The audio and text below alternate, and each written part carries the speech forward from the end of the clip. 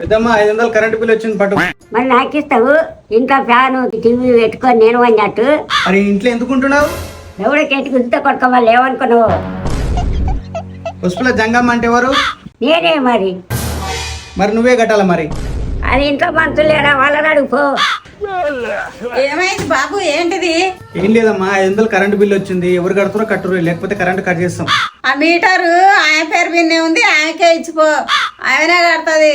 నేనెందుకు కడతానే? ఇంట్లో fan TV నేనేసుకొని పంతున్నానా? నేనెందుకు కడతా? నేను గట్ట. నాకు తెలియదమ్మా, ఎవరైనా కట్టుకోరి, కట్టకపోతే మాత్రం కరెంట్ కట్ చేస్తాం పట్టరు. The next day. తిన్నా అక్క? తిన్నట్టే. అక్క ఒకసారి ఇంట్లోకి రా. ఎందుకే? ఏమైంది? నువ్వు రా అక్క, నేను చెప్తా గాని. అక్క దీని మీద అనుకో. నేనేం పట్టుకోను కానీ ఏందో చెప్పి. అక్క టీవీ ఎడుతున్నా, ఫ్యాన్ ఎత్తనా? నాకేదొద్దు కానీ నాకేందో చెప్పి. అక్క కరెంట్ బిల్లు అక్క, బ్యాంక్ వాళ్ళు లోన్ ఇస్తలేడు. అమ్మా నీ వగలంత ఇదా? కరెంటు బిల్లు ఏది ఇయ్య? అక్క ఈ చేతులుగా అక్క కాళ్ళు అనుకోజరి అక్క కరెంట్ బిల్లు. నా కాళ్ళు కిలోమీటర్ ఏం లేవు, ఇన్నే ఉండయి. సరే పట్టుకుంటా గానీ కరెంట్ బిల్లు అక్క. దేవద్దు జరిగే పుట్టగన్న గాని నీకు ఇస్తా గాని ఒక చెట్టు. ఏందక్క? కరెంటు బిల్లు ఎప్పుడు వచ్చినా నేను మీరే కట్టాలి.